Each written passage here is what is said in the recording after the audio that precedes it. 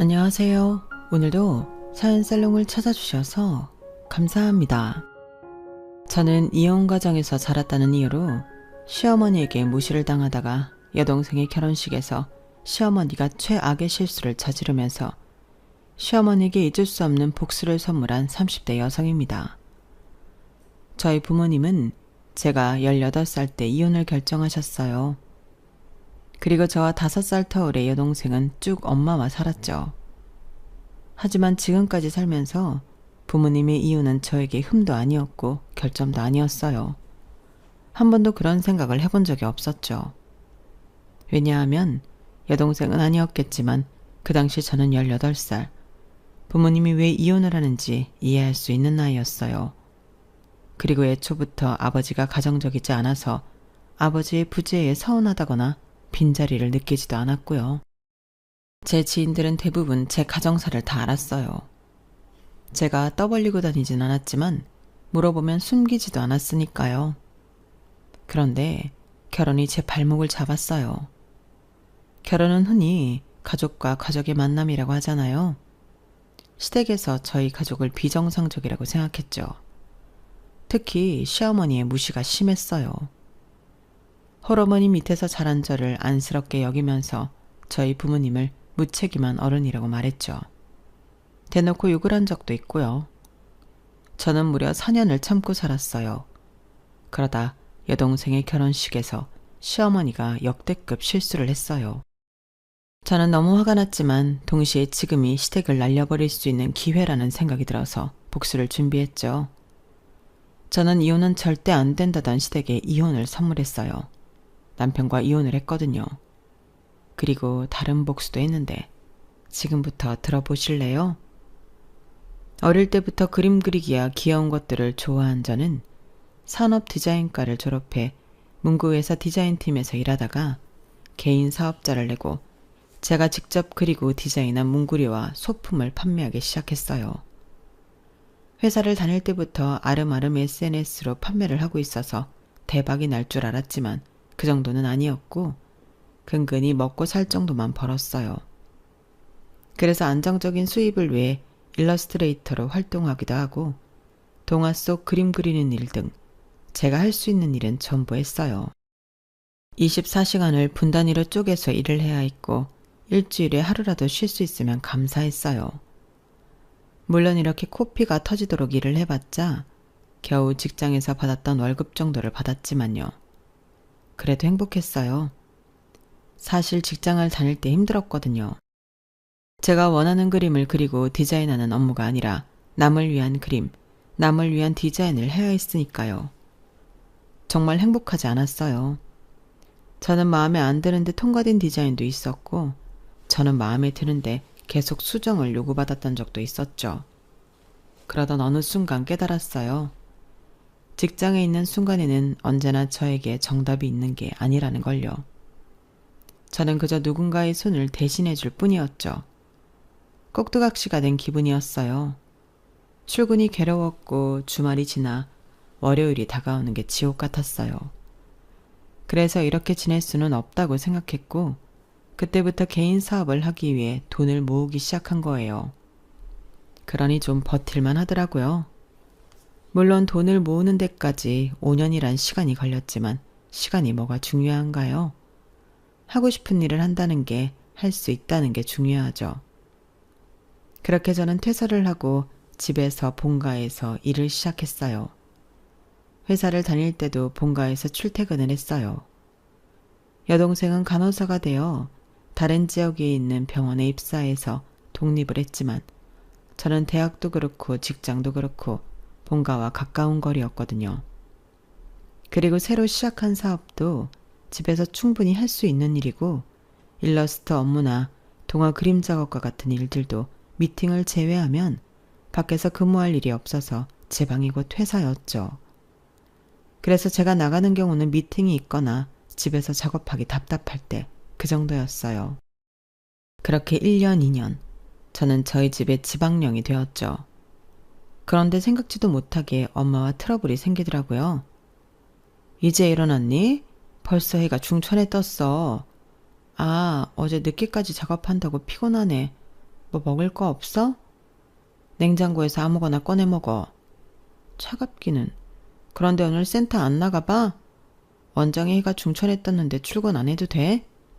출근했어. 지금 점심시간이잖아. 밥 먹으러 온 거야. 밥은 먹었어? 안 먹었으면 차려줘. 내가 다 큰 딸 밥도 차려줘야 해? 네가 차려 먹든지 굶든지 알아서 해. 오늘따라 왜 이렇게 쌀쌀맞게 굴어? 센터에서 무슨 일 있었어? 센터가 문제가 아니지. 지금 다 큰 딸이 하루 종일 집에서 놀고 있는데 내 속이 멀쩡하겠니? 내가 무슨 놀아. 나 밤새 일했다니까? 이거 봐. 다크서클 내려온 거 안 보여? 출근도 안 하는데 그게 무슨 일이야? 중천에 일어나서 정신도 못 차리고 집에서 하루 종일 컴퓨터 앞에서 앉아서는 나는 네가 대체 무슨 일을 하는지도 모르겠다. 밖에서 딸들 무슨 일 하냐고 물으면 내가 할 말이 없어. 매일 종이 쪼가리, 이상한 플라스틱, 시답잖은 것들만 만들어 팔고 그게 얼마나 갈 것 같아? 너 나이 들어서도 그 일 할 수 있을 것 같아? 왜 못해? 그리고 뭐가 부끄러워서 딸내미 직업도 말 못해? 그럼 그냥 사업한다 그래. 사업도 사업 나름이지. 그거 하나 팔아서 얼마나 남는다고 사업이야? 너 정말 제대로 돈 버는 거 맞아? 고작 그런 거 가지고 돈이 되는 게 맞냐고. 나 지금 부족한 거 없이 벌고 있거든? 왜 아침부터 짜증이야? 지금이 무슨 아침이야. 중천이라니까. 그럼 그렇게 벌면 이번 달부터 생활비 보태. 30 넘어서 엄마 집에 살면서 생활비 안 내는 딸은 너밖에 없을 거다. 돈이 부족해서 그래? 알겠어. 생활비 주면 될 거다냐. 그럼 앞으로 이런 말 안 할 거지? 고작 몇십만 원 줄 거면서 생색은. 지연아, 제발 사람답게 살아. 사람이 출근을 해야지. 4년제 대학 나와서 집에서 이러고 있으면 사람들이 욕한다니까. 요즘이 어떤 세상인데 그런 고리타분한 말을 해.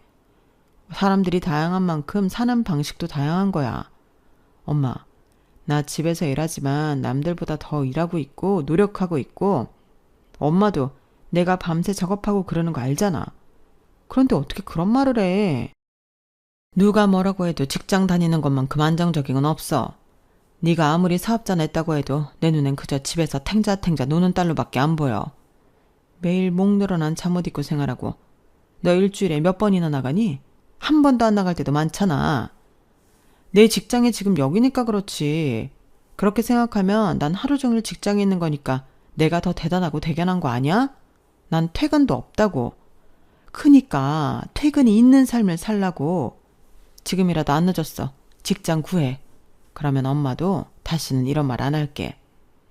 난 내 그림을 그리고 싶다니까? 회사 들어가면 내 그림이 아니라 나는 꼭두각시처럼 그려달라는 대로 그리는 수밖에 없어. 엄마는 내가 4년제 대학 나와서 남의 생각이나 그리는 사람이 되었으면 좋겠어? 그리고 애초에 그렇게 돈 버는 게 불행하다니까.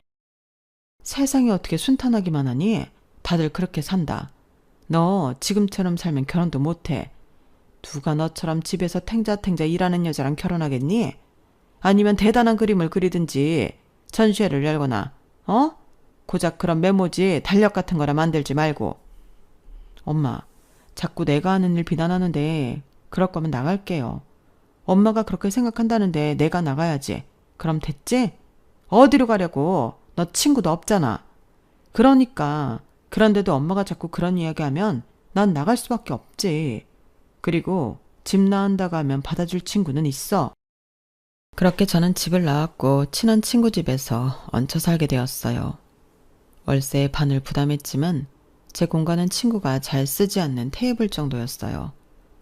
침대도 싱글이어서 저는 바닥에서 잤죠. 저는 그렇게 몇 달만 지내다 제 집을 구할 생각이었어요. 그런데 결혼을 하게 되었어요. 친구의 집에서 머문 지 한 달 정도 되었을 때 친구가 저녁을 먹으러 나가자고 했어요. 그런데 나가기 전에 자기 옷을 막 입혀보는 거예요. 뭐 하는 거야? 이런 걸 왜 입어? 고급 오마카세 집 간다니까 분위기는 맞춰야지. 그래서 저는 처음으로 명품 옷을 입고 밥을 먹으러 갔어요. 오마카세 가게에 들어가니 남자 2명이 있더라고요. 저는 그냥 손님이구나 했는데 친구가 그 사람들에게 손을 흔들었어요. 누구야? 요즘 내가 꼬시는 남자야. 그러니까 누구? 저기 셔츠 입은 남자.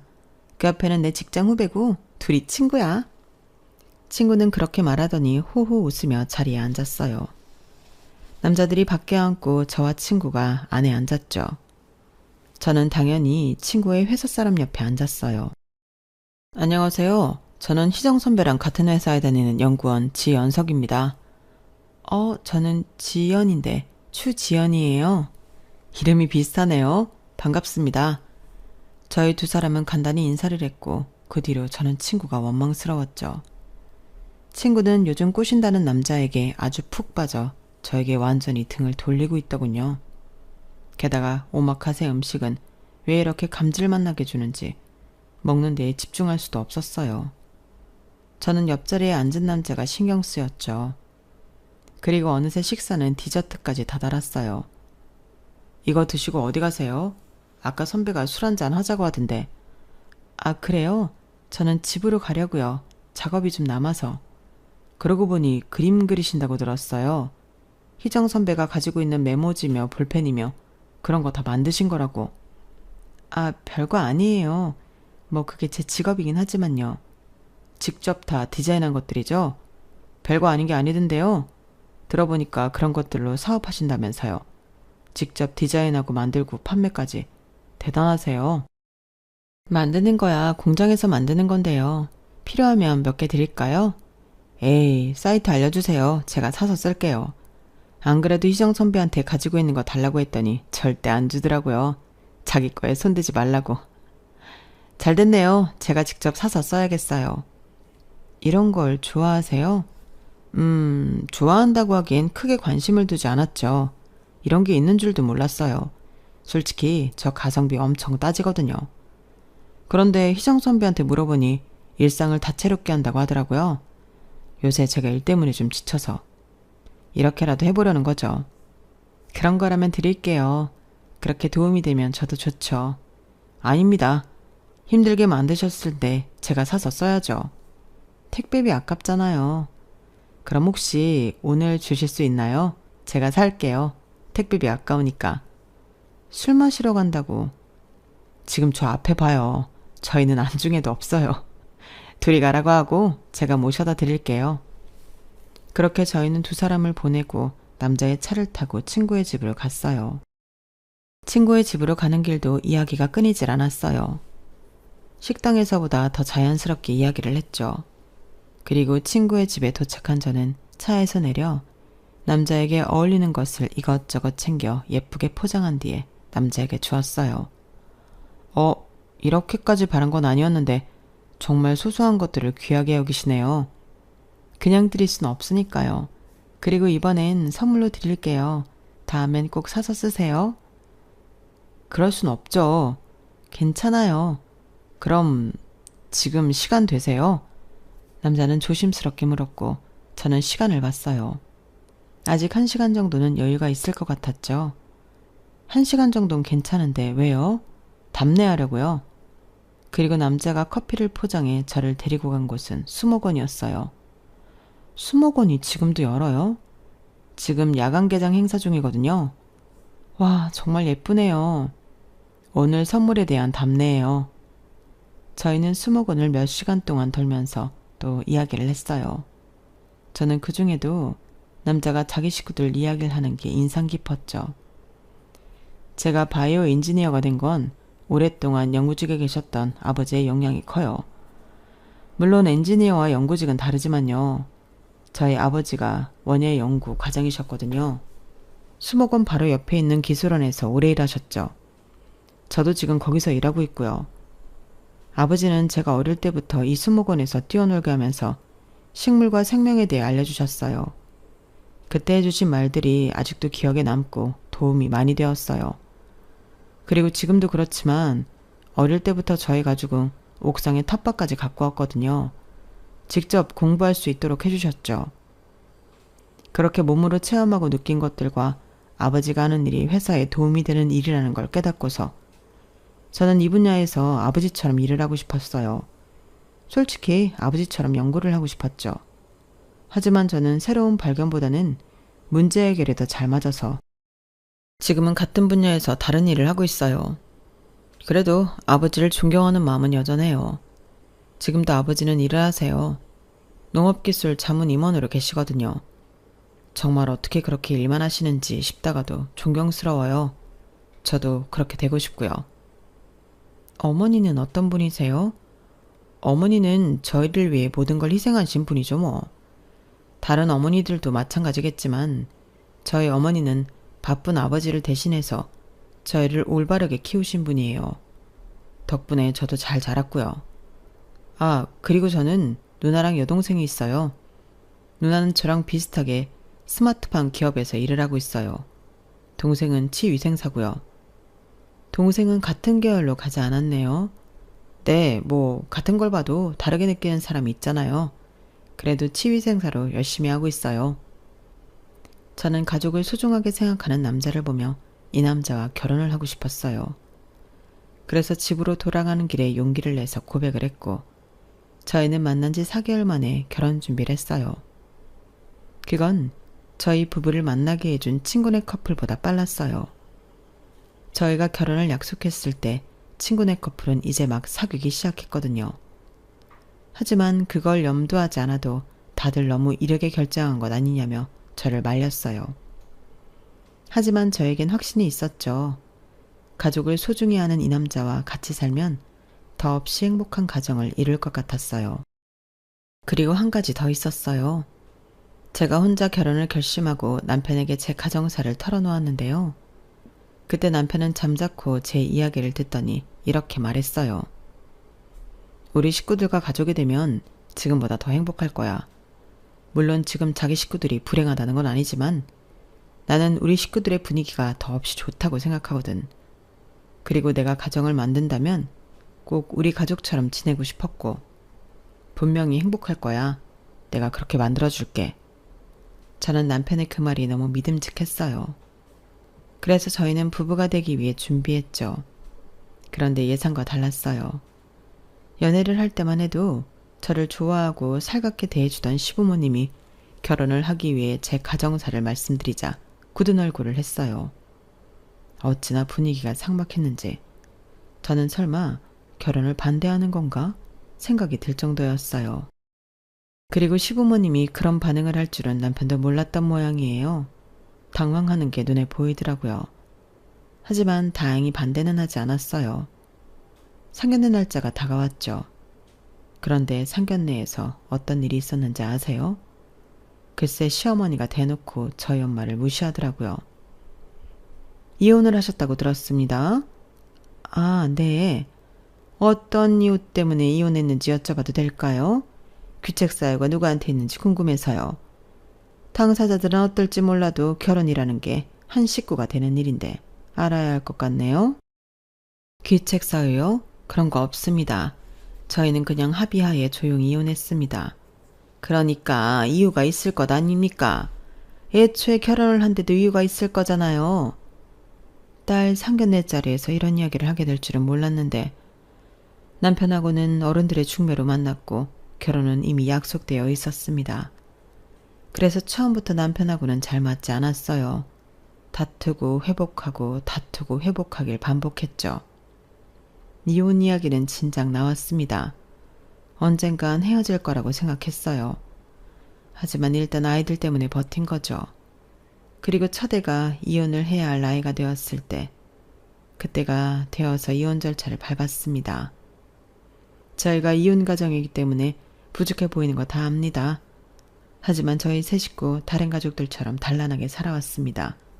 더구나 우리 지연이. 그럼 왜 상견례는 오지 않았나요? 피차 서로 합의하에 헤어졌는데 왜 오지 않았죠?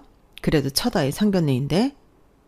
이혼하고 따로 연락하는 사이는 아닙니다. 결혼식에도 참석하지 않을 거예요. 그 점은 사돈어른께서 양해를 해주세요. 대체 뭘 어떻게 잘못하셨길래 딸 상견례는 물론이고 결혼식에도 안 온답니까? 이건 사부인만 무시하는 게 아니라 저희 식구들도 무시하는 겁니다. 설마 재혼하셨어요? 그게 재혼하셨군요. 그건 저희 식구들과는 무관한 일이에요. 이미 헤어진 사이입니다. 정말 집안이 참 어지럽네요. 새아가야, 나는 왜 너한테 이복 동생들이 있다는 걸 얘기하지 않았니? 네가 말하기에도 부끄러워 그랬니? 아버지 일은 아버지 일 뿐이에요. 엄마 말대로 저희 식구들과는 관련 없어요. 귀책 사유가 누구한테 있는지 말해주지 않아도 알겠네요. 참, 사부인 복 받으셨습니다. 저희 집은 정말 화목하더군요. 그래서 새아가도 우리 집 식구가 되고 싶은 거겠지만요. 마음 같아서는 이 결혼 뜯어 말리고 싶습니다. 이혼이라뇨. 이혼한 홀어머니 밑에서 자란 며느리라뇨. 다들 웃습니다. 저희 집이 뭐가 모자라서 그런 사람을 식구로 들이냐고 욕먹어요. 저는 지금도 상상조차 하기 싫습니다. 새아가 혼자 결혼식 입장하는 것도 누가 대신하는 것도 부모 자리에 한 명만 앉아있는 것도 다 부끄럽고 민망합니다. 하지만 딱 하나만 보고 하는 거예요. 우리 아들이 원하는 사람이니까. 저희 식구들은 화목해서 반대하지 않아요. 늘 지지해주죠. 아무리 며느리가 버젓한 직업이 없어도 아무리 사회엔 행편이 어려워도 저희는 반대하지 않을 거예요. 저희 딸이 버젓한 직업이 없다뇨. 그리고 제 형편을 보셨습니까? 저 두 딸한테 손 벌리지 않고 살고 있어요. 그래 봤자 학습제 아닙니까? 그거 판촉이잖아요. 그리고 따님 하시는 일이 이해가 되세요? 저랑 비슷한 연배시니 똑같이 이해 못할 것 같은데요. 무슨 메모지 같은 거나 팔고 있는데 그게 무슨 직업입니까?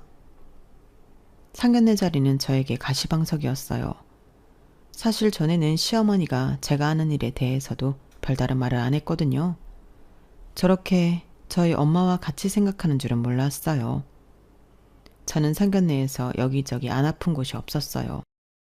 그리고 상견례에서 돌아와서는 엄마가 저에게 무척이나 미안해했어요.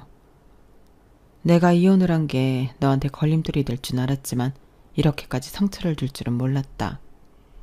엄마가 미안해. 그래도 버티고 살았어야 했는데. 엄마가 뭐가 미안해요. 나도 어머님이 그런 말을 엄마한테까지 할 줄 몰랐는데 내가 더 미안해.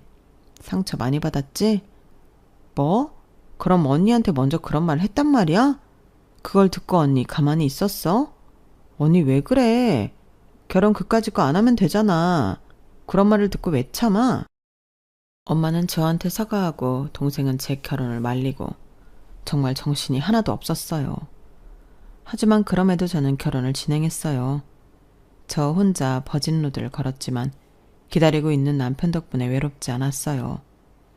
그리고 이제 앞으로 깨가 쏟아지는 신혼생활이 기다리고 있을 줄 알았죠. 하지만 아니었어요. 신혼생활보다는 시댁생활이 더 가까웠죠. 매일 점심에 시어머니는 저희 집으로 찾아왔어요. 그래서 같이 점심을 먹었죠. 어머님 오셨어요? 그래, 오늘은 뭐 먹을까? 집에 국수 있니? 날이 더워서 열무국수가 당기네. 국수는 있는데 열무는 없어요. 열무는 내가 가져왔으니 됐고 어서 물부터 올리렴. 배고프다. 처음엔 점심만 되면 저희 집을 찾아오는 시어머니를 이해하려고 했어요. 시아버지도 자식들도 다 일을 하니 매번 점심을 혼자 드셨을 테니까요. 그런 와중에 재택근무를 하는 며느리를 만났으니 점심 먹을 동무가 생겨 좋겠죠. 그런데 시어머님은 점심을 먹고 차도 마시고 그 뒤에도 시댁으로 돌아가지 않았어요. 그렇다고 며느리인 제가 시어머니에게 집에 안 가냐고 물을 수도 없고 난감했죠. 시어머니는 저녁 시간이 될 때까지 저희 집에 계셨고 그동안 저희 집을 둘러보거나 제 서재에서 책을 꺼내 읽으셨어요.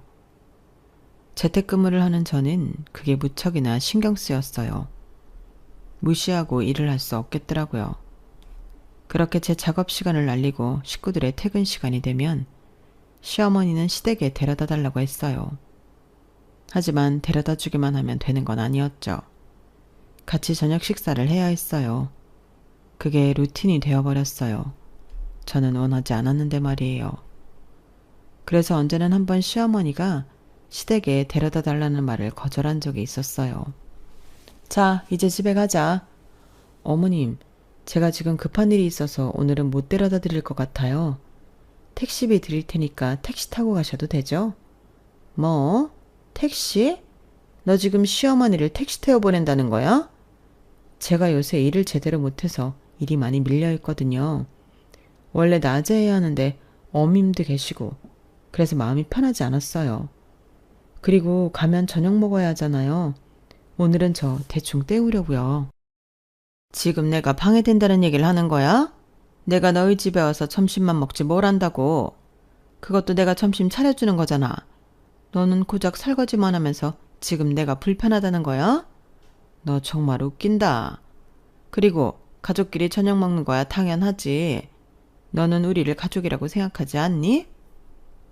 아니요, 그런 말이 아니라 제가 지금 일이 너무 많아서 오늘 하루만 그러겠다는 소리예요. 이래서 화목한 가정에서 큰애랑 결혼시켜야 한다니까? 네?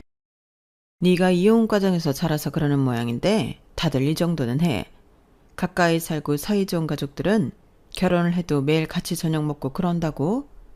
이렇게 해야 내가 너네들 아기 낳으면 자연스럽게 봐주고 그러는 거 아니겠어? 애만 딸랑 맡기려고 했니? 그 전에 유대관계라는 게 있어야지. 저희 아직 아이 계획 없어요. 예를 들어 그렇다는 거야. 예를 들어. 그리고 네가 아직 적응이 안 돼서 불편한 모양인데 우리 식구들은 원래 이런 분위기야. 그리고 이런 분위기가 당연한 거고 보통인 거야. 너를 딱 보면 답이 나와. 너 딸로 태어났지만 딸처럼 굴지 않았지? 엄청 무뚝뚝한 딸이지. 우리 딸들 좀 봐라. 얼마나 사근사근하고 애교스럽니? 나는 네가 우리 남편, 네 시아버지한테도 우리 딸처럼 굴었으면 좋겠어. 아버님 아버님 하면서. 너는 너무 딱딱해. 그래, 다음 달에 너희 시아버지 생신인 거 알지? 그때 요즘 유행하는 돈 케이크나 만들어 와라. 거기에 편지도 쓰고. 알겠지? 그럼 아마 너희 시아버지 엄청 좋아할 거다. 다른 걸 못하겠으면 그런 거라도 해야지. 네가 다 준비해. 우리 아들한테 부탁하지 말고 말하지도 말고 서프라이즈로. 그래서 저는 다음 달 시아버지 생신에 돈 케이크를 준비했어요. 돈 케이크는 직접 만들었어요. 그게 생각보다 비싼데 만들기는 그렇게 까다롭지 않은 것 같더라고요. 그래서 당일 아침에 만들었어요. 그리고 현금 50만 원을 뽑아 꾸미기까지 했죠. 그런데 시누이들이 똑같은 돈 케이크를 준비했더라고요. 그것도 3단짜리로 말이에요. 게다가 시누이들이 먼저 케이크를 시아버지에게 보여주는 바람에 제 케이크는 완전 병품 취급을 당했어요. 아버지, 그래도 지연이가 만든 케이크도 이쁘지 않아요? 아, 직접 만든 거냐? 그래서 모양이 조금 엉성하구나. 그런데 왜 주문하지 않고 만들었니? 요새 일할 시간도 없다더니. 비싸서 그런 거 아니에요? 이거 좀 비싸거든, 아빠. 2산 3단까지 올리려면 얼마나 비싼데요. 아빠 아마 가격 알면 깜짝 놀랄걸? 그렇게 비싼 걸 왜 했어? 이렇게 돈까지 꽂아서. 한 100만 원은 들었겠다. 더 들었을지도 모르죠. 정확한 액수는 비밀. 아무튼 용돈 야무지게 쓰세요. 그래, 고맙다. 너희들 덕분에 내가 기운이 나. 내가 너희들 때문에 산다. 그리고 제가 만든 케이크는 누구도 손을 대지 않은 채로 냉장고로 들어갔어요. 먹었는지 버렸는지 그건 모르겠네요. 알고 싶지도 않고요. 그리고 저는 시댁에서 돌아오는 길에 괜히 남편에게 성질을 냈어요. 자기 알고 있었지. 시누이들 나랑 똑같이 돈 케이크 준비한 거 알고 있었지. 아니, 나는 몰랐다니까. 나는 찬조 아래서 찬조만 했어. 나 요새 프로젝트 때문에 바쁜 거 알잖아. 내 케이크 완전히 무시당하는 거 봤지? 지금 생각해도 얼굴이 화끈거려. 그래도 정성은 알아봐 주셨을 거야. 그럴 것 같아? 돈 확인하고 그냥 내려놓으시던데? 그거야 누나랑 동생이 더 준비했으니까 그렇겠지. 거긴 둘이 준비했고 나는 혼자 준비했잖아. 그럼 당연히 차이가 나지. 에이, 너무 신경 쓰지 마. 그래도 고마워하셨을 거야. 솔직히 나 시댁 갈 때마다 시누이들이랑 비교당하는 거 불편해. 시누이들이 사근사근하고 애교스러운 건 알겠는데 나는 그런 사람이 아니라고. 딸이고 며느리라고 꼭 그래야 하는 법이 어딨어. 그래도 사근사근한 며느리면 좋지. 좋은 게 좋은 거라잖아. 자기도 조금만 더 노력하면 될 것 같은데 뭘. 그건 나를 바꾸는 거잖아.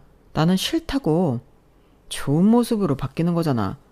나중에 장모님한테도 사근사근 굴면 장모님도 좋아하실걸? 그래도 우리 집에 시집와서 화목한 가정의 모습을 보고 그 가족의 일원이 되니까 좋지 않아? 뵌 적은 없지만 자기 어른도 가정적인 분이 아니었다며.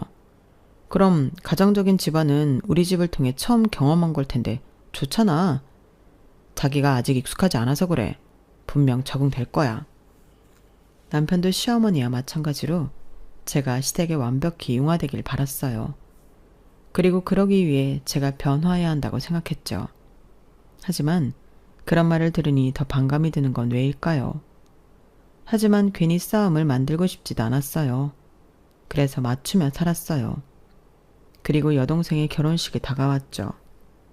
다른 지역에서 간호사로 근무하는 여동생은 고등학생 때부터 11년을 교제한 동갑내기와 평생을 약속했어요.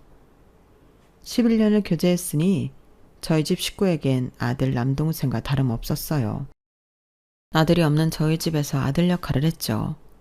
전등도 갈아주고 상부장도 달아주고 저도 알게 모르게 많이 의지한 제부였어요. 저는 그런 두 사람이 드디어 부부의 연을 맺는다니 너무 기뻤어요. 어쩌면 동생보다 더 좋아했을지도 몰라요. 그래서 저는 여동생의 청첩장도 직접 디자인해주고 식정 동영상도 만들어주고 웨딩드레스도 골라주었어요. 그리고 이제 여동생의 결혼식이 일주일 남았죠. 괜히 제가 더 긴장되더라고요. 그런데 어김없이 점심에 찾아온 시어머니가 밥을 먹다 말고 물었어요. 다음 주에 사돈처녀 결혼한다며. 아, 네. 어떻게 하셨어요? 어떻게 알긴? 우리 아들이 말해줘서 알았지. 너는 우리한테 말하지 않을 생각이었니? 경조사는 다 챙겨야 하는 거야. 너는 그런 것도 안 배웠어? 저는 번거로우실까봐 시간 되세요? 안 돼도 만들어서 가야지. 너희 결혼식처럼 썰렁한 결혼식을 만들 수는 없으니 내 친구들도 데려가마. 네? 너희 결혼식 기억 안 나? 200명도 겨우 채운 와중에 다 우리 지인이었잖아. 너희 식구들 지인이 50명은 왔니? 그것도 안 왔지? 무슨 나는 친척이 그렇게 없는 집안도 처음이었다. 뭐 안 싸더니 배달은 딸이라며? 그건 또 어떻게 하셨어요? 우리 집에는 비밀이라는 게 없어. 화목한 가정은 다 그렇다. 그래도 친구분들까진 괜찮아요. 그냥 아버님이랑 오세요. 우리 큰애랑 막내도 가야지. 애들 시간 된다니까 걔네도 친구 데려올 거야. 아니 그래도 그건 좀... 지금은 그렇게 생각해도 너희 엄마는 고마워할 거야. 너도 나중엔 그럴걸? 네 결혼식 생각해봐. 얼마나 삭막했어? 나중에 신부 측 하게 골라서 사진 찍는데 얼마나 휑하던지. 사진기사가 그때 그랬지? 다 올라온 거 맞냐고. 내가 그때 얼마나 부끄러웠는지 아니? 너희 여동생은 그러지 않아야 할 것 아니야. 걱정 마라. 사진도 찍고 내려올 거니까. 저는 강경하게 구는 시어머니를 말릴 수 없었어요. 그리고 친구 한두 명 정도 데려오겠지 생각했어요. 그런데 시어머니는 동생 결혼식에 무려 12명의 친구들을 데려왔어요. 입구부터 시끌시끌했는데 자세히 보니 저희 시어머니였죠. 어머님 오셨어요? 그래, 어때? 많이 데려왔지? 나중에 큰애랑 막내도 이 정도 데려올 거다. 든든하지? 사돈어른 안녕하세요. 시어머니와 함께 온 친구들이 협탁에 올려진 여동생의 웨딩 사진을 만지작거리며 보았고 시끄럽게 굴었어요. 그러더니 그중 한 사람이 저에게 와서 묻더라고요. 아가씨, 여기 답례품이 뭐야? 네? 아, 주방 세제랑 손비누요. 어머, 우리 집에 그게 똑 떨어졌는데 잘 됐네. 2개씩 가져가도 되나? 요새 그런 거 가져가는 사람 많이 없잖아. 그리고 언제 나타났는지 시어머니가 자기가 준비한 것처럼 2개씩 챙겨줄 테니 가자고 했어요. 13명이 우르르 축의금을 내는 곳으로 갔죠. 멀리서 보니 남편이 한 사람당 2개씩 챙겨주고 있더라고요. 그리고 13명의 무리는 답례품을 받고 곧장 뷔페로 가더라고요. 정말 기가 막혔어요. 그리고 그 이후 시누이들도 5명씩 친구들을 데려왔고 답례품도 챙겨서 곧장 뷔페로 올라갔어요. 하지만 차라리 잘 되었다고 생각했어요. 그런데 나중에 축의금을 살펴보니 시어머니 시누들이 모두 5만 원이 든 봉투 하나만 했더라고요. 그걸 진작에 본 삼촌이 혀를 찼어요. 지연아, 내가 결혼식 다니면서 5만 원 딸랑 내고 답례품 26개 가져가는 사람은 처음 봤다. 너희 시어머니 원래 그러니? 아니, 다른 식구들도 얼굴에 욕심이 그득그득해. 그 와중에 조카 사이는 옆에서 달라는 대로 주고 있고. 난 그런 모습은 처음 봤다. 얘가 똑 부러지고 똑똑한 줄 알았더니 자기 식구들 앞에서는 바보 천치더라. 네가 참 답답하겠어. 네가 고생이 많겠더라고. 저는 삼촌 앞에서 애써 아닌 척했지만 속으로는 부글부글 끓고 있었어요. 그래서 집에 돌아가 남편에게 하소연을 했어요. 사돈처녀 결혼식에 친구들 12명, 5명씩 데리고 오는 사돈이 어딨어. 그리고 언제는 자리 채워주러 온 거라면서 자리 채워주기는커녕 뷔페 먹으러 곧장 올라가던데. 그리고 답례품을 2개씩. 자기 식구들이 가져간 답례품만 50개야. 그 덕에 늦게 온 사람들은 답례품 가져가지도 못하고. 자기는 대체 무슨 생각으로 2개씩 챙겨준 거야? 다 빈자리 채워주려고 그랬던 거지. 그런데 막상 오니 사람도 많고 그래서 뷔페 들으시려고 간 거 아니겠어? 나도 놀랬는걸. 처제는 자기랑 다르게 사회생활을 잘했나 봐. 뭐 답례품은 남는 것보다 모자라는 게 낫지 않아? 없어서 못 주는 걸 어떡해.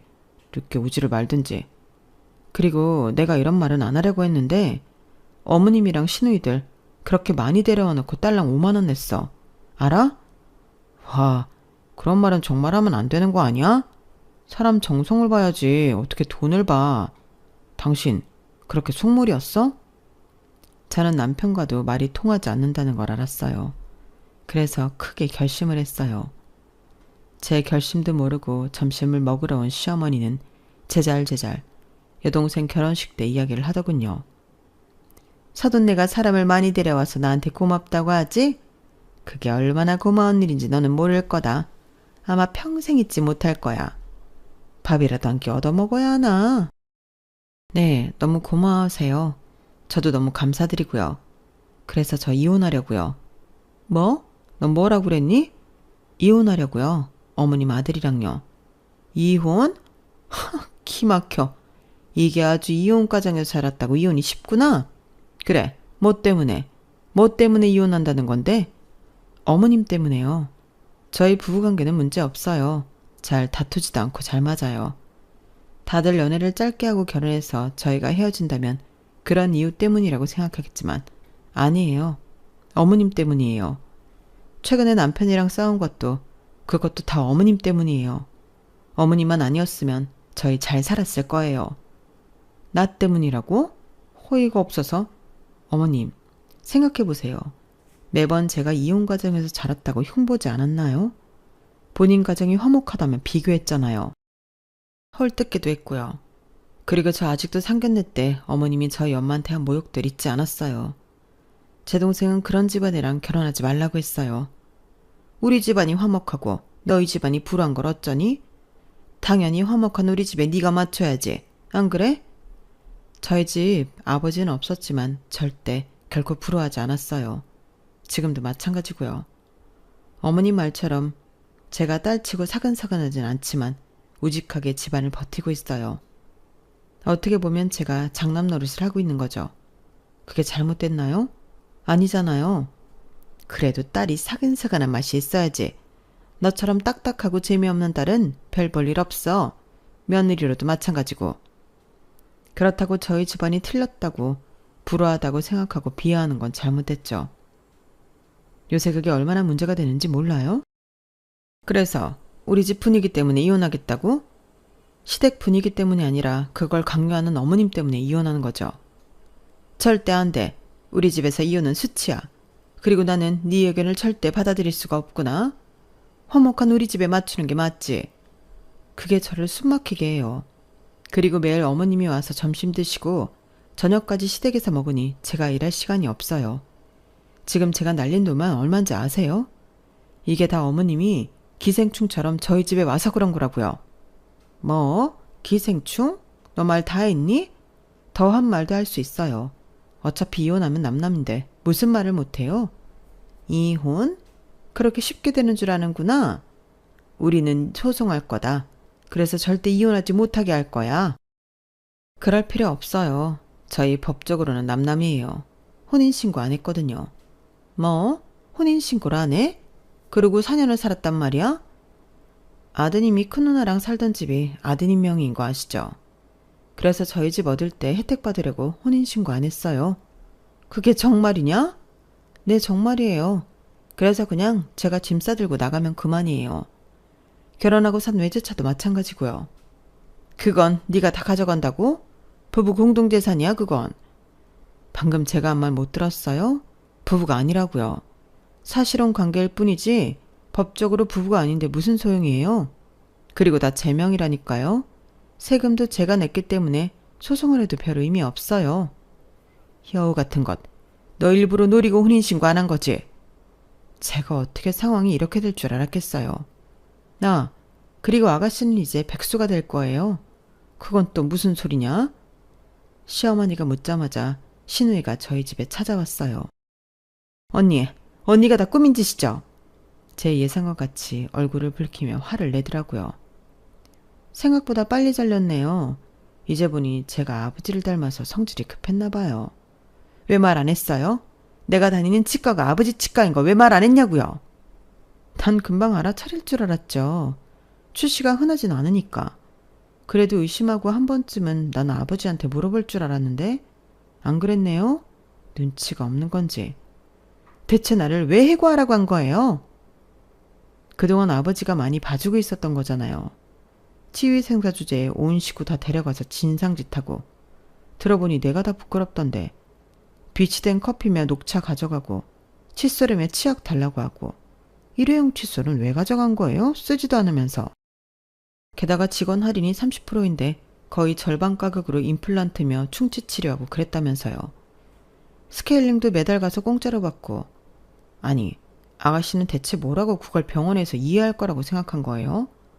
자기를 너무 대단하게 생각하는 거 아니에요? 다른 치유의 상사들도 가족 데려오고 그러거든요? 나만 그러는 거 아니라고요. 그리고 내가 워낙 잘해서 원장님이 얼마나 날 예뻐하는데요. 예뻐하긴요. 잘하고 싶은데 제 아가씨라서 못 자른 거예요. 무슨 소리예요.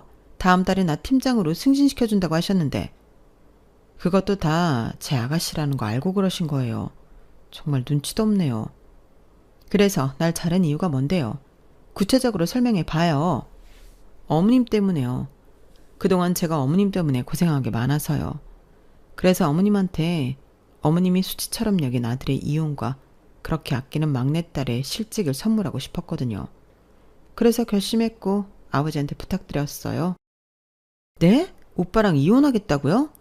이혼도 아니에요. 그냥 내가 짐 싸서 나가면 되거든요. 우리 법적으로 남남이라서요. 위자료. 그래, 위자료 소송할 거다. 지금 내가 받은 정신적 스트레스 전부 돈으로 받아낼 거야. 그렇게 하세요. 그리고 정말 시어머니는 짐을 지어주고 남편을 내보낸 저에게 위자료 소송을 했어요. 저는 그 순간부터 모든 증거들을 한데 모아 소송 준비를 했어요. 그리고 제가 승소했죠. 집도 차도 제가 얻게 되었고 위자료도 받았어요. 시어머니가 법원에서 얼마나 저를 노려보고 분통해하는지 코웃음이 나오더라고요. 그리고 아버지가 그 소식을 어떻게 들었는지 연락이 오더라고요. 정말 오랜만에 네 목소리를 듣는구나. 그동안 아버지로서 책임을 다하지 못해 미안하다. 결혼식도 못 가서 미안해. 아니에요. 괜찮으니까 마음 쓰지 마세요. 그래도 이번에 도와주셔서 감사해요. 딸내미 일인데 안 도와줄 수 있겠니? 도움이 되었다면 다행이구나.